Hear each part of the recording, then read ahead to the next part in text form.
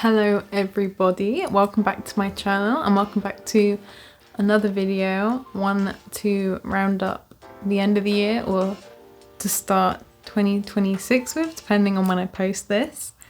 So I haven't done one of these before, but this is going to be my plant wish list video. Not that many on there, but I think there are a few that I've been wanting to get for a while now.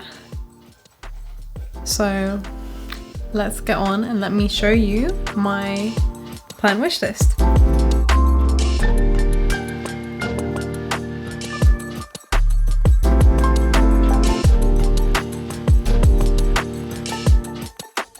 So there's a couple of ones that I only have one plant for the genus. I'm going to start with those. To start with, I'm going to start with Anthurium, and this first one on my list is Anthurium Wenlingeri, and I kind of just fell in love with strappy Anthuriums after I got my Pallidiflorum. It's made up my mind really. That one took ages to establish, but has grown like these really nice long strappy leaves, and the Wenlingeri has similar leaves, but I think they're slightly darker and also maybe a little bit more textured, which is why I kind of really want it, because I prefer that anyway. And it also has that amazing spiral inflow, which is to die for. And kind of when you get an inflow, you're like, oh great, gotta chop it off. But if it's spiral, I'd probably leave it on. I wouldn't mind so much. And yeah, that's one that would really stand out in the space, I think, and that's one I really want to get. And then second on my list is the Syngonium Frosted Heart. I absolutely adore this plant. I'm really like into the silvery variegation at the moment, even though I know it's not variegation, it's more of like patterning on the leaf. But I absolutely adore that plant. I am a big fan of Syngonium as it is, and they grow really well for me, so I wanted to give it a go at growing this plant. And yeah, I've been just looking them up online. They seem to be really hard to find at the moment, which is kind of annoying. So I'm gonna have to find one eventually, maybe, just keep looking, and one might come across my path. But they grow more like larger leaves for Syngonium. They kind of look more like an Anthurium in a way to me sometimes, like in just the shape of the leaf and like the size of the leaf. And it's one you have to grow up a pole, so it'd be interesting to see how big I could get this if I got it, because it would definitely be one I'd put a lot of time into. And yeah, I think that's really all there is to say about that one. Number 3 is a begonia. Begonia bipinnatifida. I think I said that right. Bipinnatifida. Yeah, bipinnatifida. And this is also one that I've had my eye on for quite a while. It's not one you see so much online. And looking into it a little bit more, I found out it's actually known commonly as like the fern leaf begonia, because I always thought it looked like a big fern plant or a big fern like hedge or something, or like, you know what I mean, just like a large, like almost like a bushy look to it. And if you didn't know better, you probably wouldn't think it was a begonia.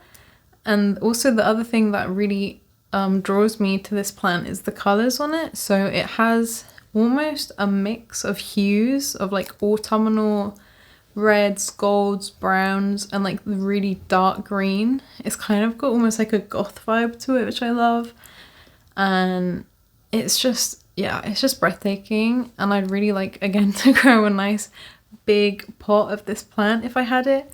And also makes me think it might be a bit more hardy due to the rigidity of the leaves. They look quite like waxy and thick, so it might be one that I can keep alive. I'm not the best at begonia as it is, especially Rex begonias, but I think this one is a cane begonia, and that means it might be a little bit more resilient in my home, and it might tempt me to buy it if I see it.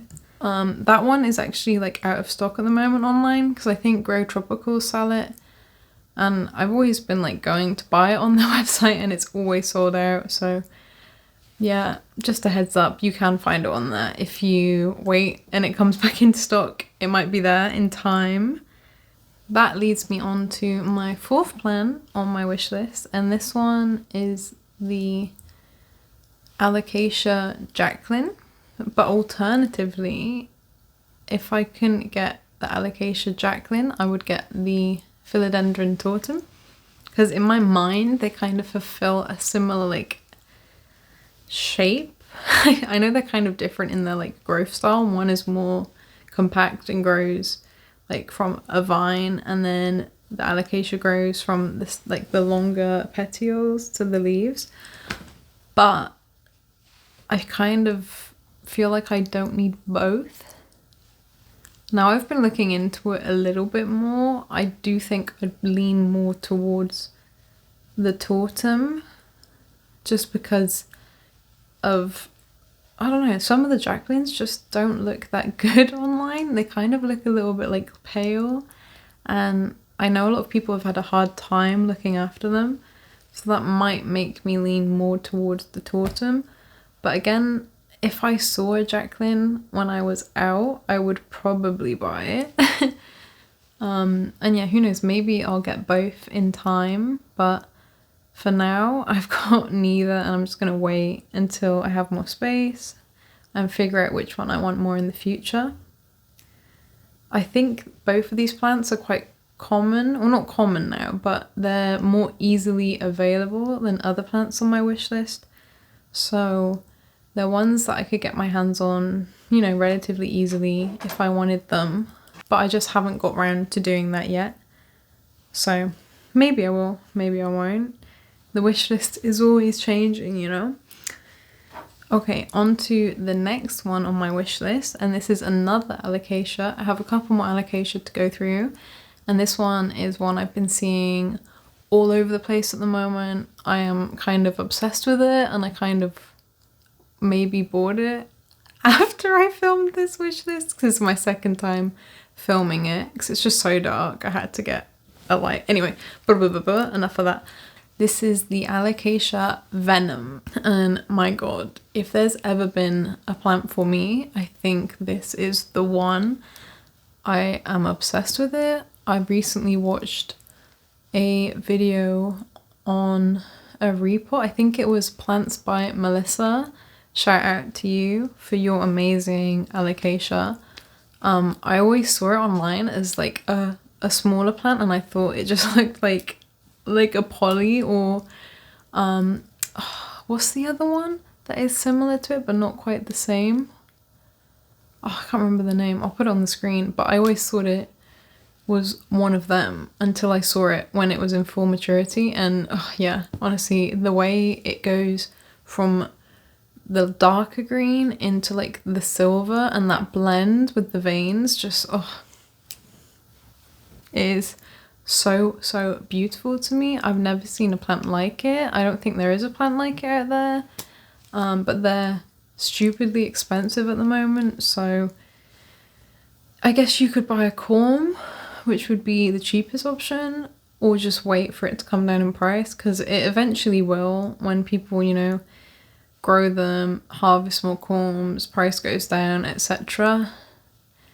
I may have bought one, maybe in the middle of winter, so we'll see if she survives.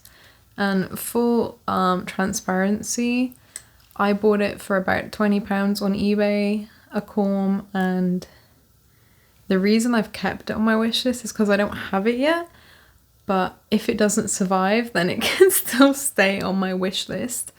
I'll put some photos on the screen of what it looks like in maturity, and also when it's juvenile, just to show you like the glow up this plant has and how just outstanding it looks. Honestly, like this is probably not my number one, but maybe my number 2 plant on this list, because yeah, I haven't had that feeling in a while where you're like, I need this plant. Sometimes I'm like, oh, that's pretty, but this one I knew instantly as soon as I saw it, it's for me. So yeah, my Alocasia era is beginning, kind of, I guess so. Yeah. Also, I was gonna say on Alocasia, I've been having a better time with them lately. So I think that's a good omen to bring in a new one. All my dragon's breaths have been surviving thus far. They were in the middle of winter, so we'll see how they come out the other end. But the dragon scale is starting to like stabilize. And, you know, I know they lose a few leaves over winter sometimes when they cycle, but it's probably been the best year so far. So fingers crossed, the patience has paid off. And we're gonna get some nice big Alocasia in 2026. So exciting.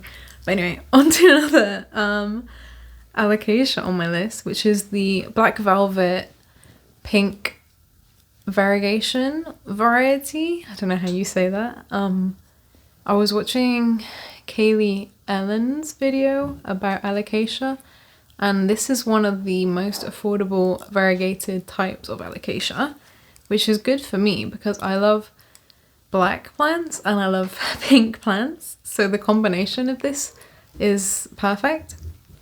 I've always wanted to try a black velvet, but I've never ever got around to it just because, like I said, I've been having trouble with Alocasia until recently. I didn't want to bring another one in that might just die straight away. And now I think if I am going to bring in a black velvet, I want to bring in one that I'm going to absolutely adore. So the Black Velvet Pink Variegation one is the one for me.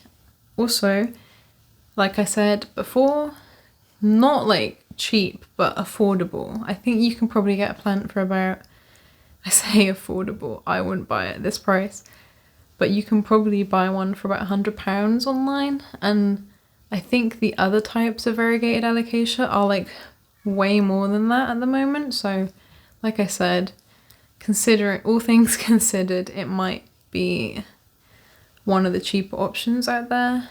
Personally, I'm going to either buy a culm or I'm going to wait until the prices drop significantly. A lot of Alocasia I think do quite well with tissue culture. So this one potentially maybe tissue cultured. I think the Eden lab already are tissue culturing this plant, though it's not cheap again, like I said, because of the whole process and the variegation.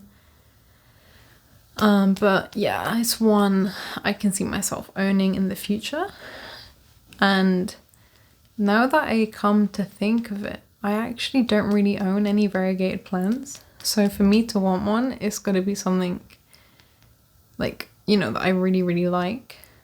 I'm not a big fan of white variegation on plants or cream variegation on plants, but the pink and the black, now that's something I can get into.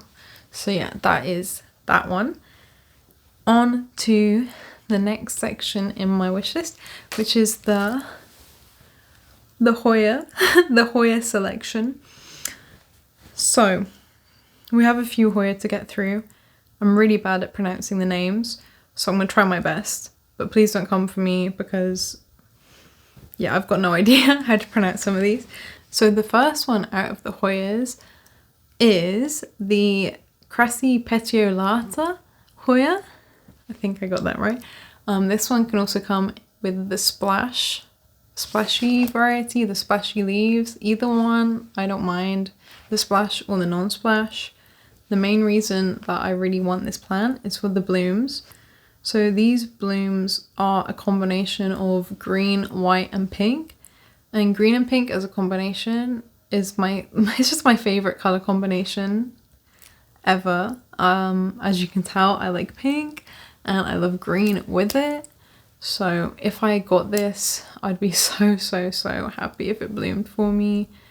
As you can see, the blooms have a greenish outer petal, and then the center, which is normally like the smaller flower shaped bit, is white with like a pink fade to the middle. I don't know if it's particularly fragrant as a bloom, but that one doesn't bother me so much just because I love the bloom so much. And yeah, that's the first Hoya. The second Hoya on my wish list is the Hoya Buotti, and I think it's called the Buotti Sunrise. This one in particular I wanted because it gives off a similar vibe to my Hoya Multiflora or my Shooting Star Hoya. So that one I bought, and now by far it's like, besides my Serpens, it's like my favourite Hoya in my collection. Just, you know, who doesn't want a Hoya that blooms all the time? And the Buotti gives off the same kind of vibe with its flowers. So they're like elongated stars and this lovely like dark, bright, whatever, this bright yellow colour with a pink centre, and it just kind of gives me like summer sun vibes, and I love that about it. And yeah, it's just one that I knew instantly I wanted as soon as I saw it. I think the leaves on this one are more simplistic, more green, and more like, you know, just like a basic Hoya leaf, but that doesn't bother me so much if it bloomed for me. And yeah, it's just one I really want. And then the next Hoya is the Hoya Surigoensis, and in particular I think it's the EG00897 variety, and that variety is, I think the EG stands for Equigenera, so it must have been one that they've pioneered or, you know, produced. And this one I love. To be fair though, I don't love it as much as the Buotti, but if I couldn't get the Buotti, it would be one that would be technically a replacement for it, because it has again a similar kind of vibe with the light yellow flowers. So Surigoensis has like a very pale butter yellow bloom, and they apparently smell quite fragrant as well, so that's a bonus. But it's one that I would just love to have if I couldn't get my hands on the other one, if that makes sense. I'm not exactly sure what the EG00897 stands for, or like what the difference is in that cultivar compared to like the plain version, but I think you can get it online mostly with that EG00 whatever. So yeah, it's more commonly sold online with that EG number on the end of it. Again, it's one you can buy, I think, quite easily in the UK. It's one that is sold on Grow Tropicals and House of Kojo, so if you want it, go look there. But yeah, more basic flower than the other ones on my list, but still really pretty. And I don't have many Hoya with yellow blooms, so it would be nice to have one with that. I think it would look really nice in like a colourful room or like a happy, cheerful space. So yeah. The last Hoya on my Hoya section of my wish list is the Hoya cinnamomifolia. I think I pronounced that right. You can get this in a purple variety, but I actually prefer the normal standard one because the purple one is really pretty, don't get me wrong, but I'm actually not the biggest fan of purple. I don't know, it's just, I love pink, but purple has never really been like my thing. And the common one has, again, pink and green blooms, so it has almost a neon green and like a dark pink center to it. And again, it's not like really any other Hoya that I've seen online. It's a similar shape bloom to like a carnosa. It might even be a carnosa, I don't know, I'm not professional, but yeah, it's just the colorway on it is really cool. But it doesn't smell like cinnamon, which actually made me really sad when I found that out, because that would be like such a bonus if it did smell like cinnamon, because I love that smell. But whilst it doesn't smell of cinnamon, I think it does still have quite a nice strong smell, so that's a bonus as well. And it's one that I think, again, isn't completely uncommon in the UK, so you can get your hands on it if you're looking for it. So that is one that just ticks a lot of boxes for me when it comes to Hoya. I think, again, the leaves are quite simplistic, but yeah, it's just a pretty one, and that would be one I would love to have in my home, because I'm like kind of getting on that Hoya hype at the moment. They're small and they're easy to grow, and they don't grow too fast, which is also like normally not a good thing, but it is a good thing if you don't have a lot of room. So I wanted maybe to incorporate a few more Hoya at the moment and like start them off from small cuttings and grow them out to big ones, because it's just so rewarding. And I feel like they're also way more stable sometimes when you grow them out from a smaller plant, or in my opinion. That might just be me, I don't know, but yeah, hopefully we'll be getting some of these next year, but who knows, depending on what the hell's going on in my life. And then that leads us to my last plant on my wish list, which I think is pretty good. I don't think we had too many on here, so to me, for not wanting too many plants, and that is a pinguicula. If you know me and you know my Instagram, you know I absolutely adore pinguicula. I feel like I could easily have like one of each variety and like still, you know, want more. And they're a joy, honestly. They're just so small and so cute, and the blooms that come out of them, they're just so whimsical and pretty. And yeah, I'm kind of obsessed with pinguicula. I've been making my own pots for them, and they have been working like honestly so well. I wasn't expecting them to do so well. And my shelf back here is my pride and joy at the moment. It always makes me smile when I see it. It's like a cool pop of colour.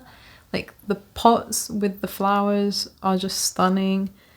Anyway, I'm going on and on about my pinguicula obsession. Let me tell you about the pinguicula that I actually won. And I think it is like the queen of all pinguicula, and that is, finally got round to it, the Pinguicula Raspberry Blonde. This one, like as soon as I found out about it, oh, like everyone has, I feel like, that one plant that they want to get their hands on, and this is that one for me. Like this is my top wish list plant goal.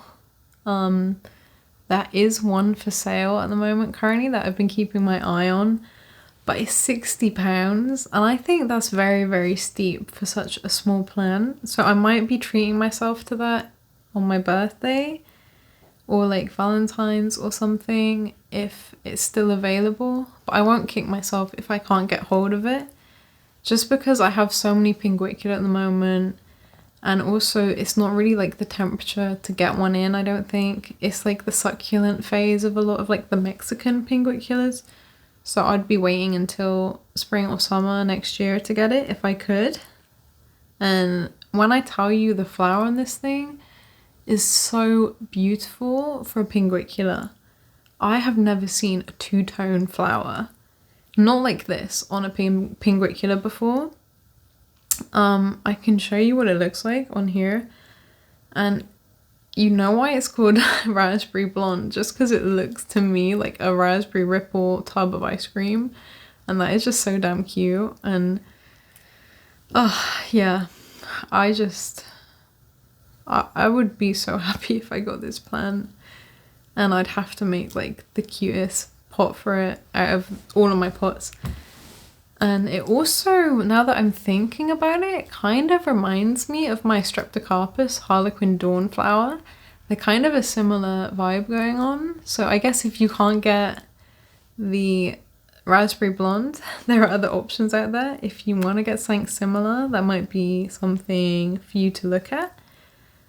But yeah, pinguicula, so rewarding, so easygoing, and like fast growing as well. You just have to keep topping them up with